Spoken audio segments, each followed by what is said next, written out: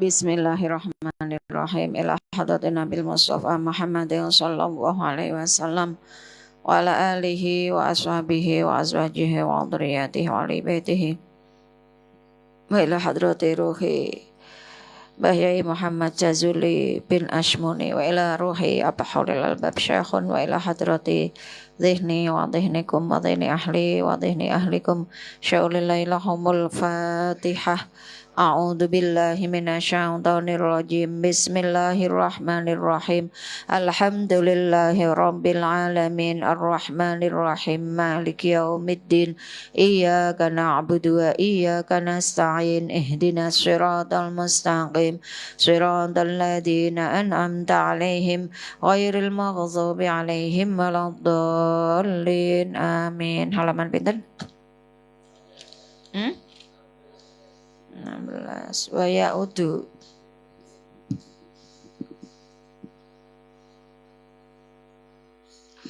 Bismillahirrahmanirrahim. Kitabku anfusakum wa ahlikum naro halaman 16. Wa ya'udu lan den biasaake sapa sobi. Rujukin jenengan awit wingi cek sobi nggih dipadhake. Wa ya'udu lan den biasaake sapa sobi atawadzu'a ing tawadzu. Tawadzu kuwi andhap asor, ngerti unggah ungguh. Nek duwe anak diklino, duwe unggah-ungguh ora angger wae mbek wong tuwa ning ngarepe wong tuwa pecicilan, pecitatan mboten ya kudu disengeni. Nang lewat ngarepe wong tuwa dikandani carane piye. Nang iki umpama dijak ngaji nok, jak ngaji kuwi carane piye. Kuwi jenenge unggah-ungguh, ngurmati karo sing tuwa. Diajarke, nek ora diajari ya bocah ora ngerti. Wal ikrama lan mulyaake. Likul liman keduwe wong asyara kang nyrawungi sapa sobi hu ing man. Diajari mulyake wong, ngurmati wong, aja gapah. Wa talattufalan lembut fil kalami ing dalem omongan. Omongane lembut, diajari basa nggih mboten. Basa ora diajari ya mboten saged. Ngomong lembut aja kasar. Apa meneh kok nganti nyentak, apa meneh kok nganti ngomong napa niku madoni karo wong tuwa. Ma'ahum sertane man utawa sertane nas. Wayamna'u lan nyegah sapa sobi ayya khudha ing yen to njupuk sapa sobi minasib yani saking bocah-bocah cilik syai'an ing suci-wiji. Aja diajari gratil nggih.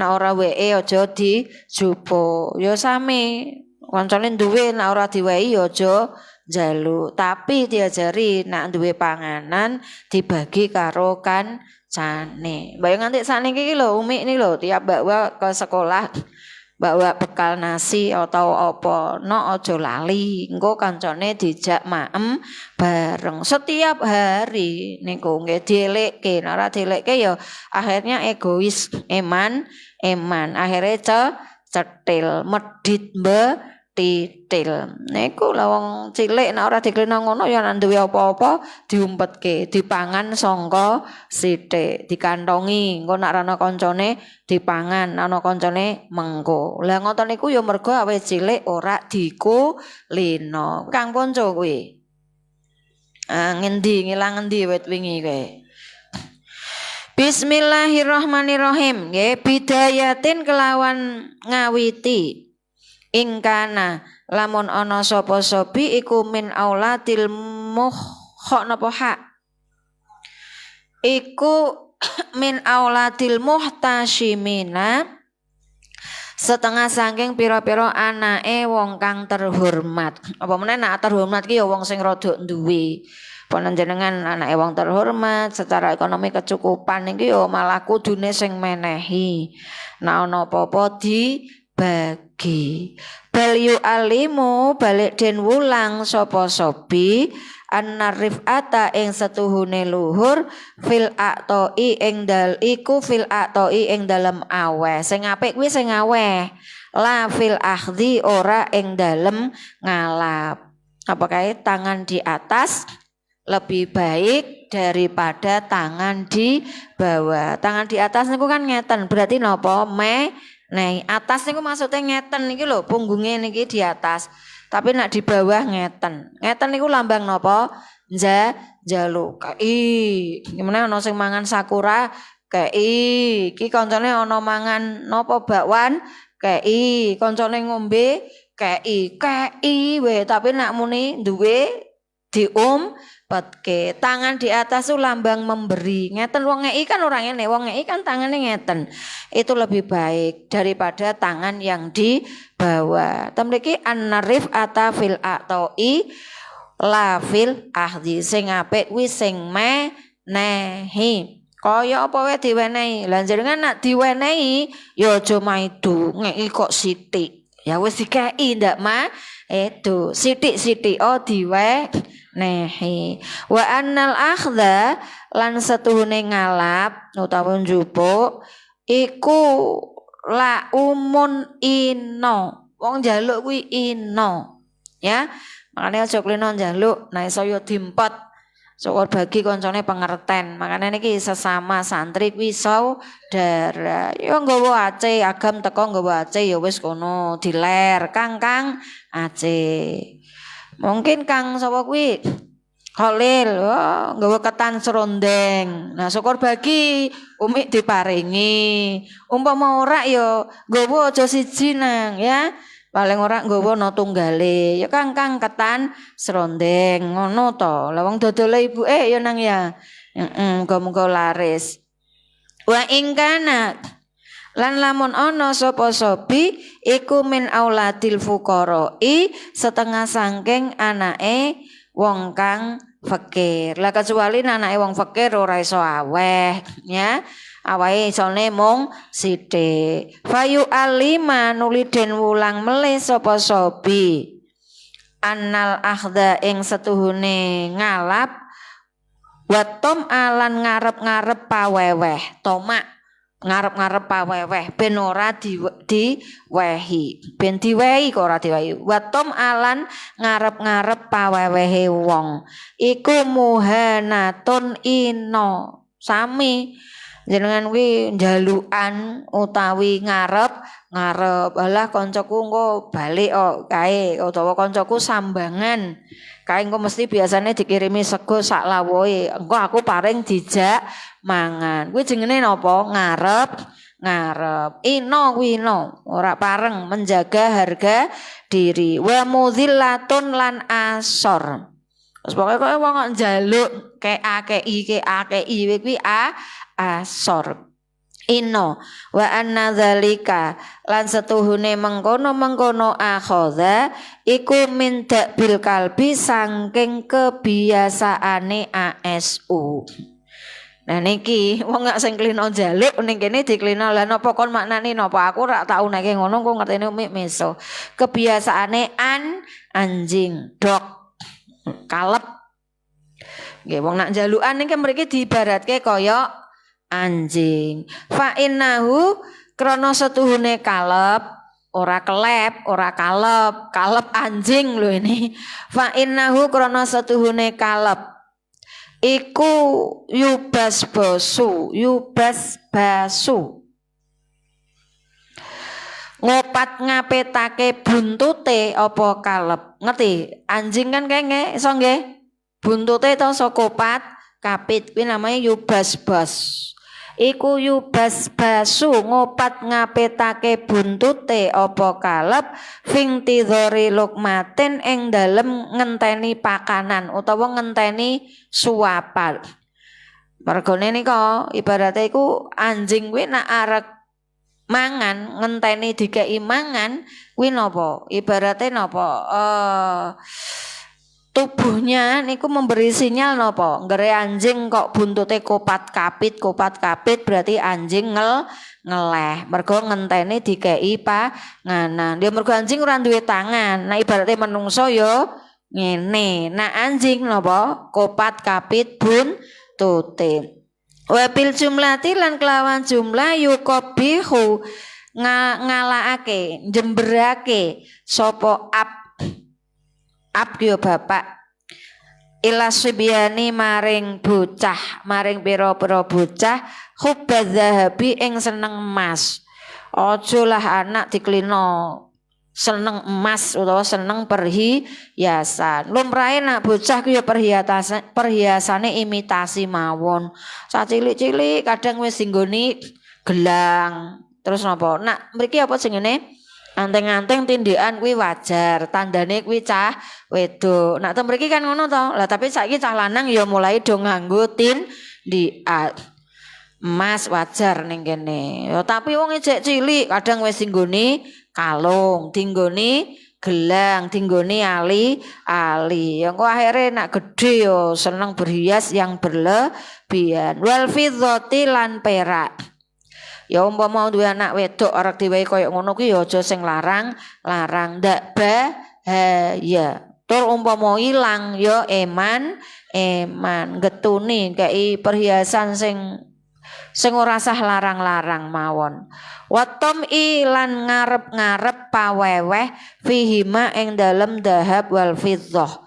Apa meneh kok ngarep-ngarep ditukokke emas, tukokke perak. Wayah dzaru lan meden-medeni sapa ab bapak tadi minhuma saking zahab wa fidzah iku aksaru luwe akeh min tahdziri tinimbang meden-medeni minal hayati tinimbang ula. Maksudnya emas kuwi janjane bahayane luwe bahaya sangka ula. Lah nek ula ki ya wis bar lunga. Lah tapi nak emas, nah wong nak wis kedanan emas ya wis anane dinggo kabeh. Toko kaya toko emas mlaku. Wong nggawa perhiasan ya wis mempere ya kalung siji. Tapi kadang kan ana to orang menunjukkan eksistensinya. Gen diarani wong sugih gelang kaya toko emas mlaku. Gelange kene tekan kene, kalunge gedhi. Nah, kiwa tengen gelange kabeh. Kula ki yo ngurusi sekolahan niku tahun-tahun. Kadang kula ki yo ngguyu. Nggih to wayahe arek semesteran, wayahe arek ujian, tanggungane anake wakeh sak pirang-pirang. Mesti kan kalih TU ditagih. Nah, wonten niku nggih kalih TU ditagih wong kelas 1, 2, 3 mungkin ora dibayar tutuke ujian kan dhuwur tanggane akeh. Lah teko ning sekolahan didelok numpake sepeda motor yang apik. Nah sepeda motor kan kadang ora ketinggal ya nang wong ning parkiran. Lah sing marai guru-guru pegel niku napa? Jaluk keringanan menunda untuk bayar. Tapi ora sembodo mbek awake. Nggih, Abah zaman tasih abah niku. Niki pangapunten larane kula nyuwun tulung kartune diwenehke kersane nderek ujian. Benjing nak kula pun anan arta kula bayar. Lah areng jawab niku guru-guru sing do semrep ya pegel. Lah wong njaluk keringanan tapi teko nang sekolahan gelange kene tekan kene, gelange kaya toko emas mlaku. Ngono ki kula ki ya Allah ora dijawabi kok ya wong njaluk. Kuwi wong njaluk rak ngoten niku. Ketangno njaluk keringanan. Lha apa ya ora rumangsa nak gelange kuwi diculke siji, dijikuk siji, dijulke apa digadhekke apa didol wis dadi duit. Iya napa mboten rasionale ngoten saged mboten? Nggih, wong gelange mawon kene tekan kene kok teko ning sekolahan njaluk keringanan. Ya umpama meh ngono ki jane mbak ya gelange ora usah dienggo. Nganti digawe guyonan ning TikTok lho kae antri gas arep nggo klambi apik. Akhire napa? Ya salin sik klambi sing elek. Lah ngoten niku. Kok diklino mergone nek diklino awet cilik wis ngoten niku ya tekan tuwa ya ngoten niku. Anane meng njaluk karo njaluk, ora njaluk barang tapi njaluk keringanan. Wal aqribi lan kala jengke. Fa inna afati hubbi dzahabi krana sak temene bahayane cinta emas utawa perhiasan wal fidzati lan perak. Wong sing seneng emas karo perak no maneman ora mangan ora apa-apa, sing penting emase gedhe. Wa tom'i lan ngarep-ngarep. Tom'i ngarep-ngarep paweweh. fihima ing dalem dahab wa fiddah iku aksaru luweh akeh min afatis samumi tinimbang bahayane racun alqatilati kang mateni. Racun yang mateni berarti racun sing napa? Racun koyok racun kobra iku sing racun apa? Mandi ya, upas yang mandi luwih bahaya. Alasibiani ing atase bocah cilik. Bocah cilik kok ndak medeni ndak di napa mangke dilirak-lirik wae karo napa penjahat engko. Bal alal kibari balik ing atase wong tuwa aidon hale male. Wong nganggo wong tuwa wae bahaya nak kakehan. Marai pengen kan cane wayam bagi lan prayoga apa aya udayen to den biasaake sapa sobi alaya bek suka lan iki hati-hati ing yen to ora ngidu ngerti ngidu ya meludah sapa sobi fil majalisi ing dalem pira-pira majlis nak ngidu itu ora angger cuh ngono wae saka dhuwur teko cuh ora ndeloki kahanan jebule ana kancane sing lewat ya nak kancane nak gurune sing lewat aja trimo cuh ngoten niku cah cuh wae ya nak ijune ora pas idu ngriyak lah nak pas idu ngriyak ya idu wonten ning tempat sampah sembarangan akhirnya kepidak kancane ya nak pas ora ngandung virus bakteri lah nak pas ana virus bakteri ne ya nimbali kan sade lho mosok mi itu nimbali virus iya wong lara gondong nih kate gondongan ngertos gondongan apa mbok kira-kira ora menular gondongan itu menular dari apa keringat air liur cah gondongan nih kok mulakno ana sing gondongan kadang kon wangsul sik mergo napa dari mangan bareng kena kringete kena air liure wis klina ngombe bareng akhirnya sak sedotan disedot sak pirang-pirang sing gondongan melu nyedot lah niku nimbali lah itu piye ya sami misalkan idu terus idune kepidak apa-apa ya niku dadi napa bahaya mulane niki hati-hati nak ngidu kek ning tempat sampah nak jenengan beto tisu yo paringi tisu terus tisune buang tempat sampah aja kulino apa meneh niki kadang sangka montor numpak montor buanter arek ngidu terus cuh kira-kira kabur nak ning mburine ana wong nemplek raine wong kira-kira marai ya nyembur ning renom kadang-kadang marai duraka marai dosa mboten dosa terus akhirnya mungkin yo jenengan yo nak sing mbok kuwi iso nata ati nak ora yo jenengan iso dioyak diantemi walaya tamakhoto lan ora sisi ngerti sisi buang umbel sapa sobi oh yo aja langsung ngene langsung ngono yo aja ya deloki kahanan syukur bagi yang nggawa tisu bihadrati ghairihi ing dalem ngarepe liyane sobi pemeneh ning kene ngaji riak ngono ya aja ya apa ning ngarepe wong mangan sisi ngono ya ampun walaya doa lan yen to ora nyelehake sapa sobi rijlan nih ora rojulan niku rijlan ing sikil roe dikasroh rijlan ing sikil ala rijlin ing atase sikil kang liya berarti napa jigang sikile templeke ning sikile berarti lungguh apa jigang ning ngarepe wong tuwa jigang lah mungkin nek jenengan pas dhewean ning kamar posisi dhewean posisi peng-peng PW mungkin rada ana mempere lalu lungguh anggo kancane ngaji ngoten iki jigang ning ngarepe guru jigang ya ora pantes apa meneh ning ngarepe wong tuwa walaya tribalan yen to ora niki lho memukulkan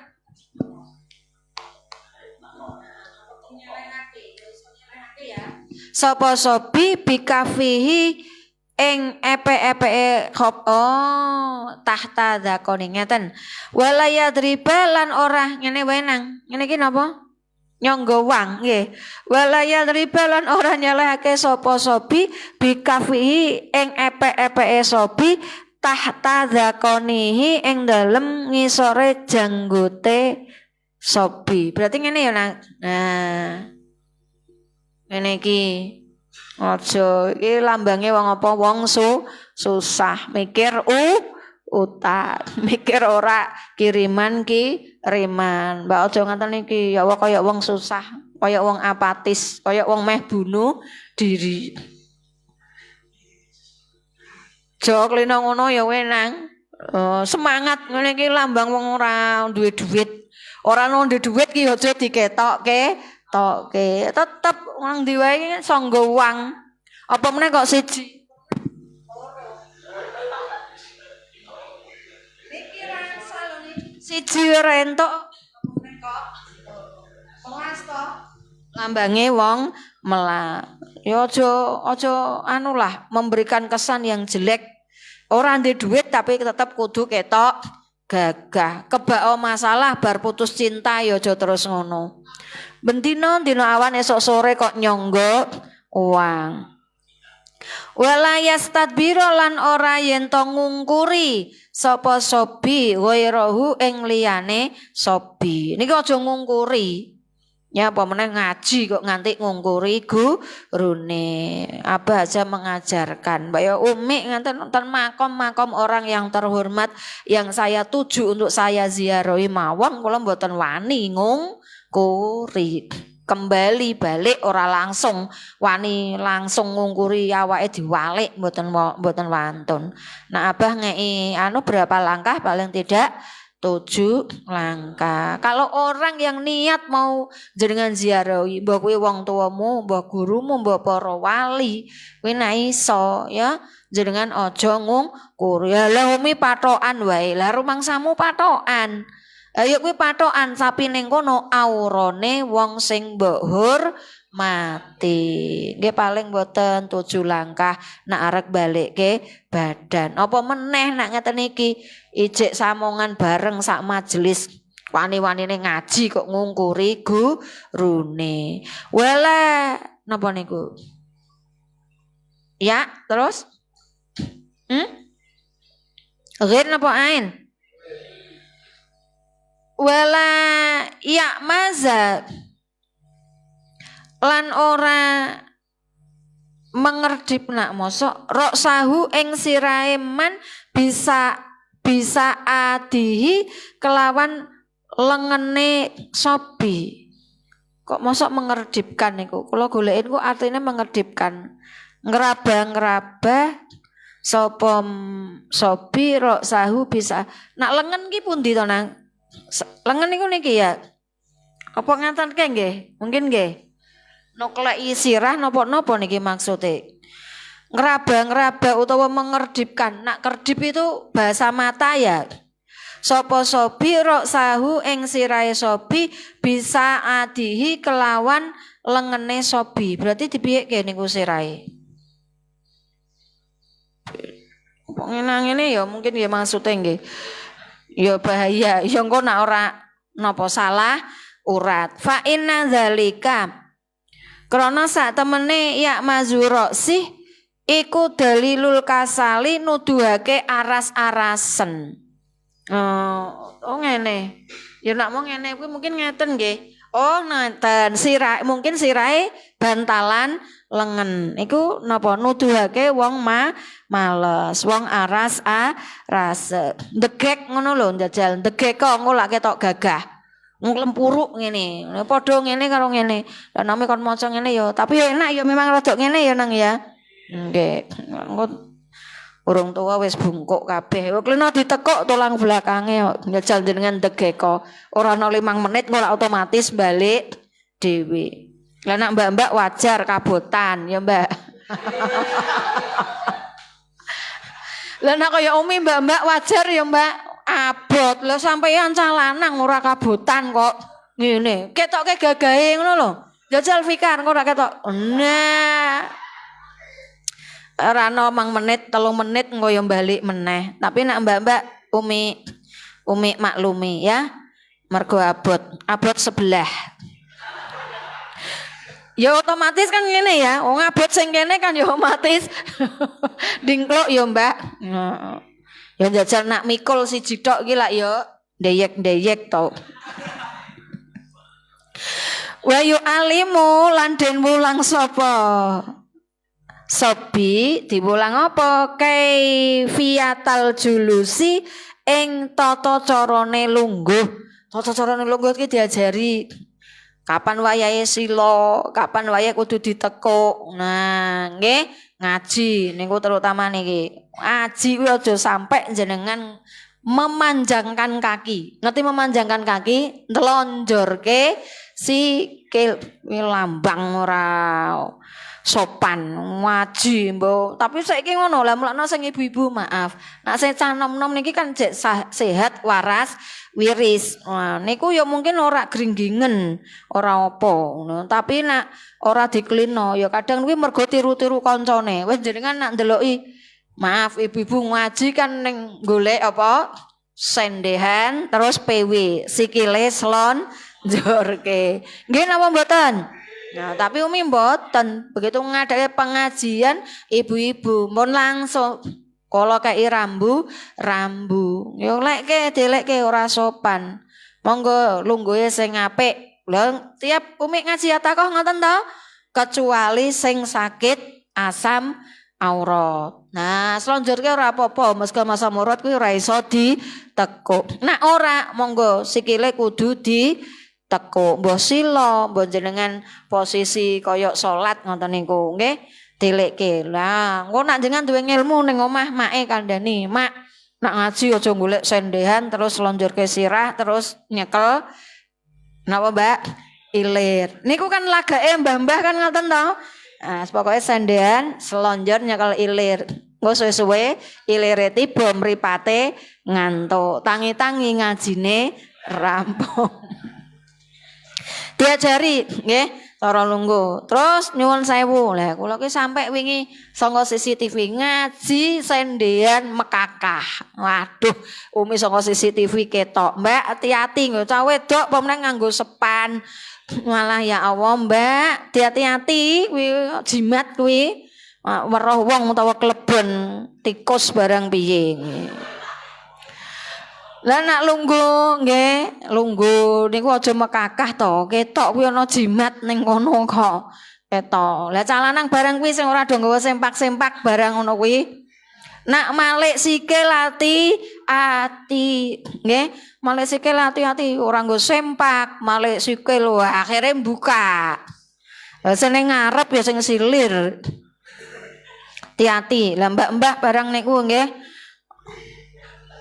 Umi pas ngontrol ngaji lewat CCTV arep tak halo-halo ya mesake, "Mbak, lungguhe sing apik," ngono ya mesake. Saking CCTV ketok cah wedok lungguh kakah. Lah rumasane linggen nak sikile kaya jijigangke kan ya akhire napa? Ya ketok. Enak sing weruh umi ora apa-apa. Lah Kang Beni ora bahaya. Ya Kang Beni untuk nikmat ya Kang. Iya. Ya kan penglihatan pertama, pandangan pertama itu nikmat. Berarti jenengan wah entuk nikmat kuwi ya, entuk enak-enak ora apa-apa. Tapi nak terus mbok pentelengi lha kuwi sing marai dosa. Tekan ndi ki mau nang. Terus wa yam bagi nggih diajari carane lungguh. Ya makane anake umi nggih kula kulino, wis mbah luweh dawa rangkepane ya luweh. Kulino napa nggawa rangkepan. Aja malah duwe anak wedok nggawa apa-apa pantes nggone rok megrok ngoten niku. Lah tapi sikile ketok. Ya mboten nak kula. Ya tetep kudu diajari nggawa rangkepan. Mbak yo nganti saiki. Lah ya Mbak laba mana kadang jenengan persani. Roke karo rangkepane dawa ndi? Ayo wis ora apa-apa. Wong niku ajarane wong tuwa. Lah daripada roke dhuwur ora nggawa rangkepan, numpak motor sikile ketok kabeh. Ya akhire engko nak lungguh barang ketok pake. Wa yamna'u lan den cegah sapa sobi. Ayat tadi yen to ngawiti sapa sobi bil kalam. Lho. Endi to? Ya Allah. Wayam bagi Lan prayoga ayamna ing yen to nyegah ayumna ing yen to dicegah sapa sobi kasrotal kalami ing akeh omong. Aja akeh omong.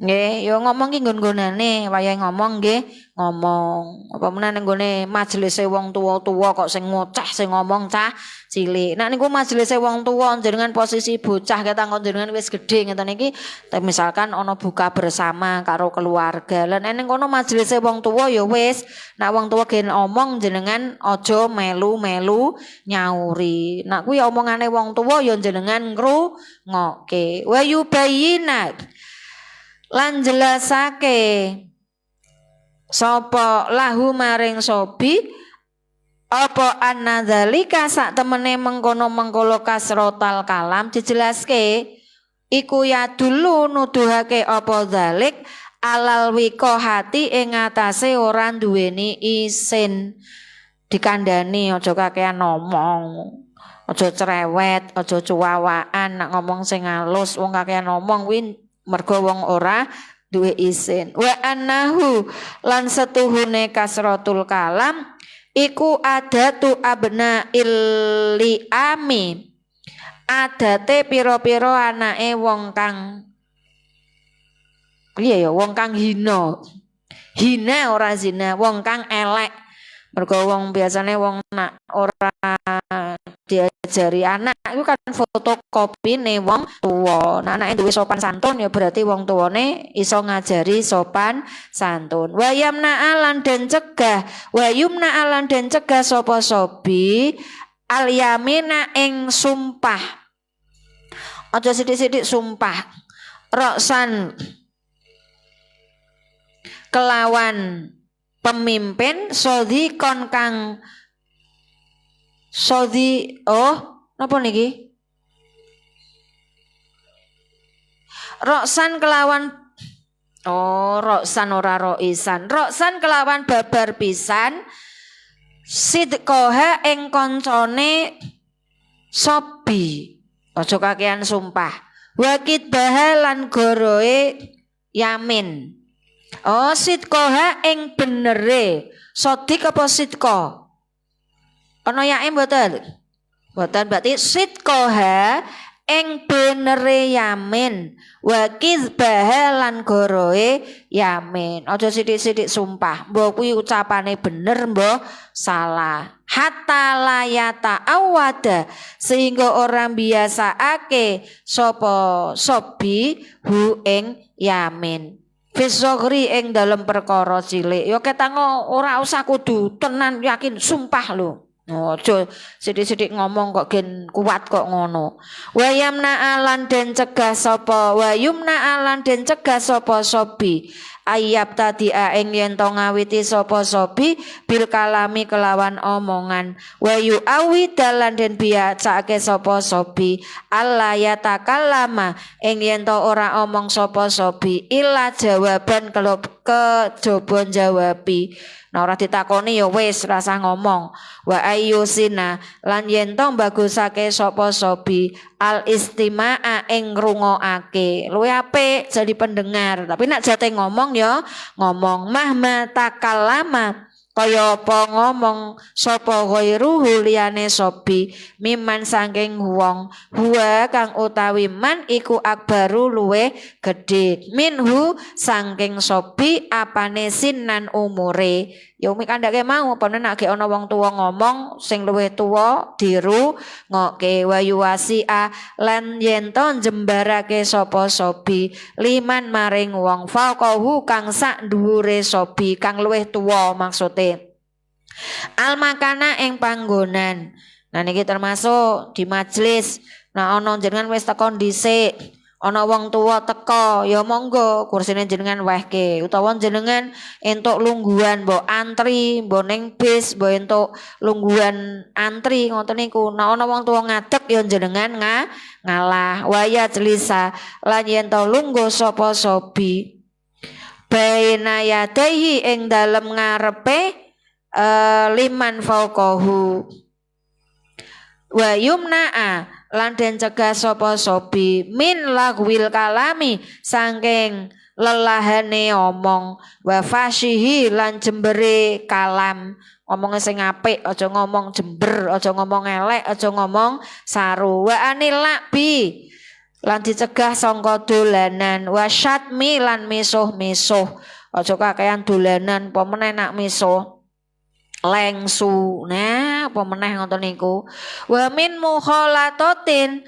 lan saking campur wa min mukhalatotiman teruske lan saking campur karo wong yajri kang lumaku ala lisanihi ing atase lisane man apa syai'un suwiji-wiji minal fawahishi saking omong ala aja mbok wori cah sing ngomongane elek ngomongane cangkeme rusak ya kuwi berarti wong elek aja diwori jangan niteni wong elek gampang saka cangkeme cangkeme ngomonge elek tutuke ngomonge elek sithik-sithik leng sithik-sithik su sithik-sithik KKN wah ngono kuwi ya berarti wong elek fa inna dzalika krana setuhune mengkono-mengkono syai'um minal fawahis iku yasri nular apa syai'um minal fawahis wis to dijamin nular wong-wong elek omongane elek mesti ketularan tapi nek jenengan obor wong sregep